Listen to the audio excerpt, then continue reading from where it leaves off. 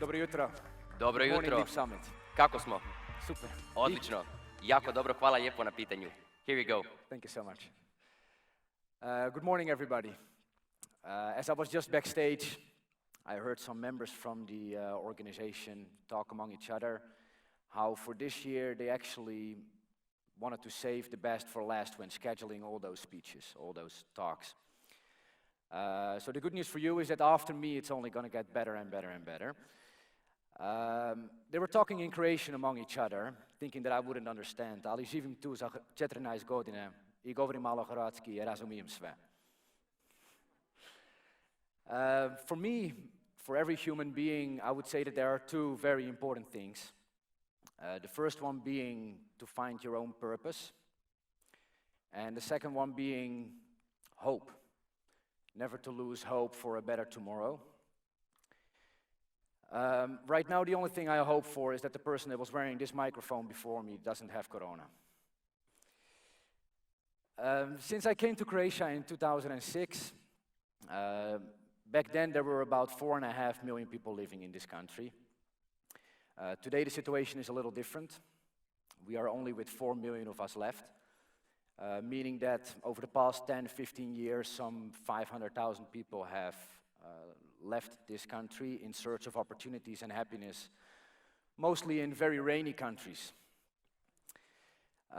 So when I tell people that I came from the Netherlands to Croatia, it obviously raises a lot of questions.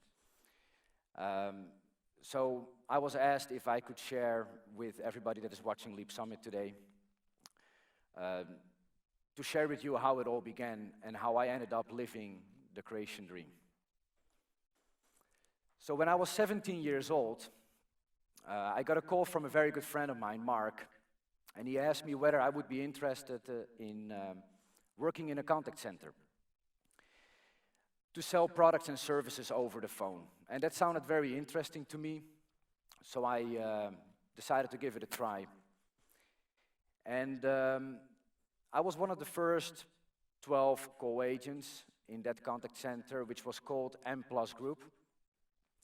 And over the years, that contact center continued growing, and I grew within the company, made promotion, became a supervisor, and by the time that I was 21 years old, I was pretty much in charge of running the entire operations, which was about 200 call agents, running all different kind of telesales project.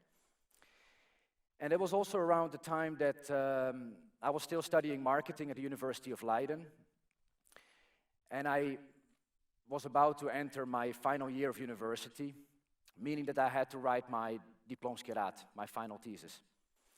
So I actually went to the owner of M+ Group, which is Mato Božić, Croatian roots, and I asked him whether he would allow me to go to Croatia for 1 year, where I would be writing my final thesis from Croatia, where the topic would be to expand M+ Group contact center services to Croatia. As a boy, it was always my dream to see what my chances would be in a foreign country. I always wanted to expose myself to different cultures. And when I was very young, I always wanted to do that in America and to start living the American dream. But as I grew a little older, I actually started disliking the United States more and more. So on the 3rd of September 2006, I collected all my belongings, put it in the car, and drove down to Split. Mato already had one daughter company in Split, so upon my arrival over there were a couple of very kind colleagues. They offered me a desk and a mobile phone, and they helped me to find an apartment.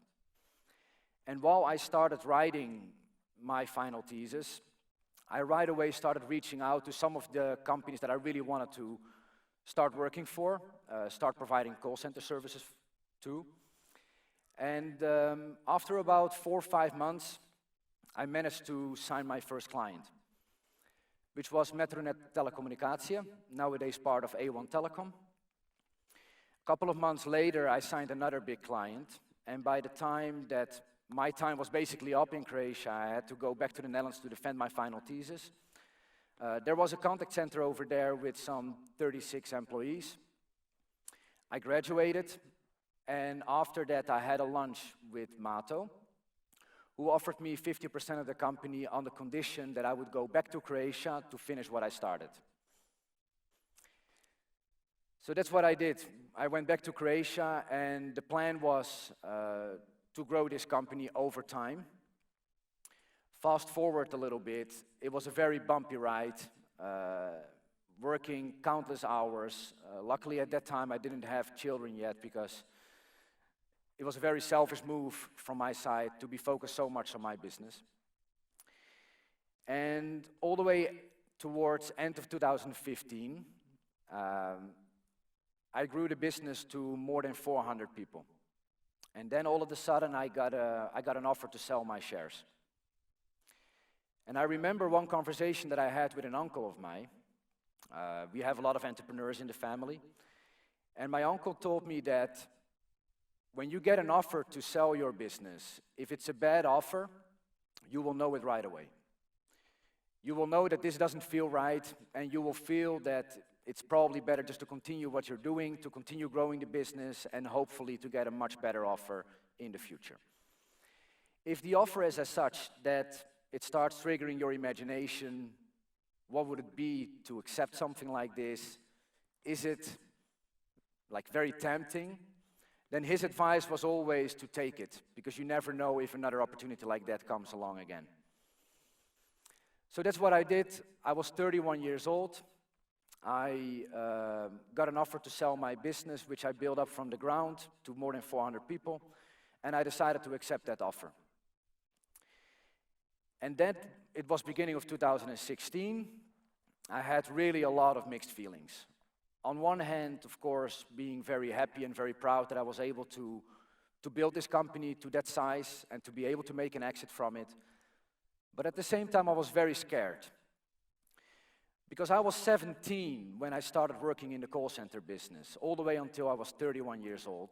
And I really considered myself to be specialized in starting, building, and managing contact centers. And as I was signing the papers to sell my shares, at the same time I signed a non-compete that would not allow me to work in the call center business for the upcoming 3 years.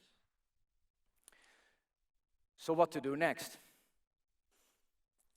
I had a conversation with my wife, also beginning of 2016, and I asked her, I'm 31 years old, what I did with M+ Group, is that gonna be the biggest thing that I've ever done and will ever do in my career being an entrepreneur?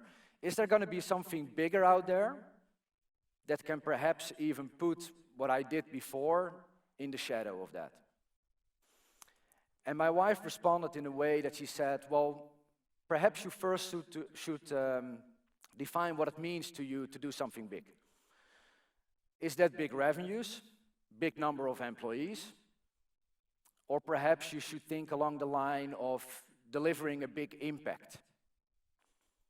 And her words stayed in the back of my head. And from that moment on, I decided that I was going to be on the lookout for opportunities where I could actually deliver a big impact through my entrepreneurial efforts. So, but the first thing that I did after I sold M+ Group, I continued with WebPower Adria. It's a company we founded in 2016. And just like we were in 2006, the first contact center in Croatia, with WebPower, we became the first company in Croatia and even wider part of the region that was specialized in email marketing. Until that moment, pretty much everybody would sign up with MailChimp to send out their newsletters, and we wanted to offer a great alternative to MailChimp. So, in the first few years, everything developed really okay, in line with expectations. And then all of a sudden, just like with everybody, we ended up in lockdown beginning of this year.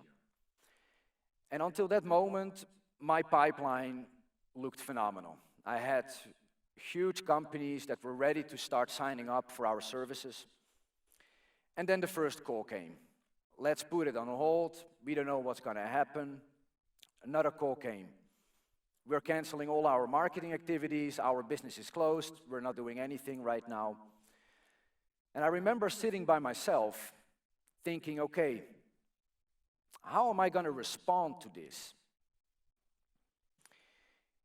And then I started thinking real hard about Croatia as a country, which depends for some 20% of its GDP on tourism, meaning people coming to the country, spending their money here. And I was trying to make a parallel for myself. What would happen if you are, for example, a family, and all of a sudden you get fired?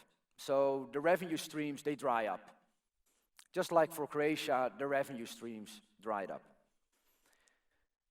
What would you do as a family if all of a sudden you have significantly less money coming in? My first response would be to make sure that there's less money going out.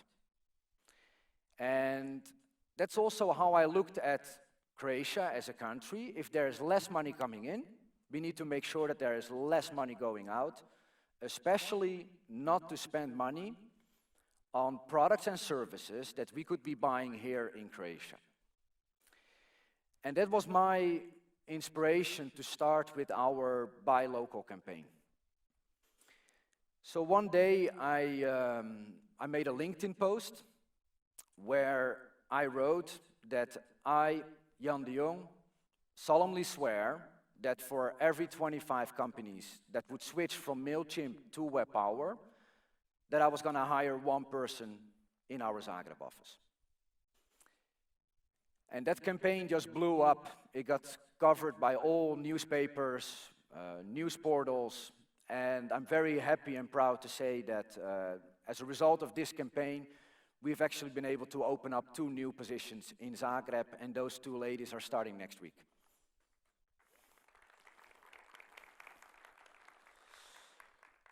Just forgot to click the slide.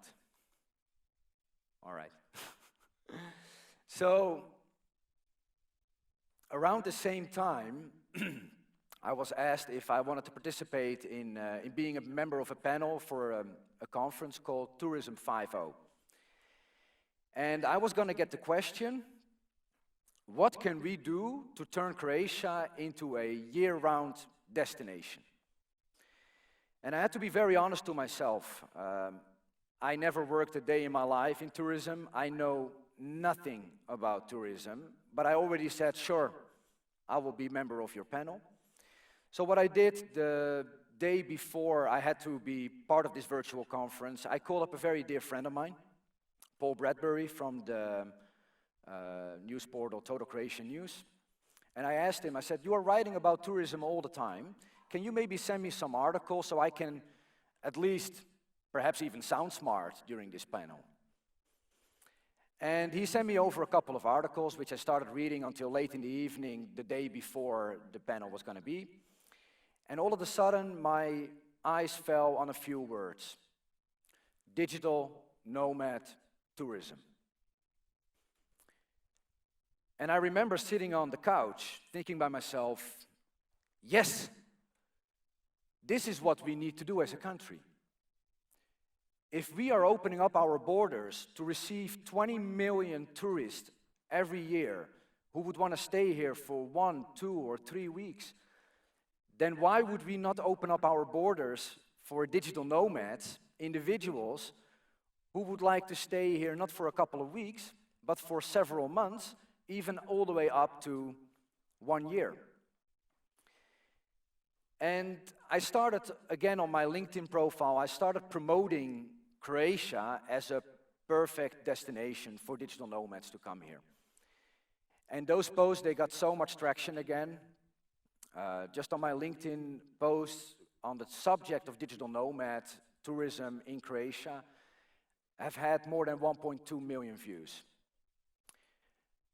And then one Saturday morning, kids were still in bed. I woke up and I thought by myself, you know what? I'm just going to ask him. I'm going to ask the Prime Minister kindly if he would be willing to consider introducing a digital nomad visa in Croatia. So again, on LinkedIn, I wrote an open letter with all the support, maybe even from some of you in the audience here, but with so much support, this post got more than 5,000 likes. And very soon after, I was invited to meet with the Ministry of Interior, followed by a meeting with the Prime Minister himself. And he told me that he believes that this is where the world is going to, that more and more people are going to start working remote, and that we as Croatia, as a country, we should be among the first countries in the world to start welcoming digital nomads by regulating their stay. Currently, I'm working very hard with several ministries on getting this done, and the deadline, not only for myself, but for high-level officials, is that we have completed the complete legal framework until the end of the year, so that we can start welcoming the first digital nomads beginning of next year. Speaking about impact, and still having the voice of my wife in the back of my head, doing something big, for the last couple of years, it has been really bothering me that a country like Croatia, that used to be able to feed an entire region, that today we are importing food and that we are not producing enough food to feed our own people. And I wanted to do something with that. If I look at countries like the Netherlands, which has only half the amount of hectares of arable land compared to Croatia, the Netherlands became the second largest exporter of agriculture in the world. And that's why, actually about a month ago, but we were of course already working on it before, but a month ago we started with a company called Crop, where our mission with Crop is to introduce Dutch agriculture technology to Croatia. And right now we're looking into doing our first project, which is a 5-hectare greenhouse with the highest technology, where we would be producing tomatoes, eco products, with the goal to become less dependent on importing food, and over time even to become an exporting nation again for food and to help feed Europe from Croatia.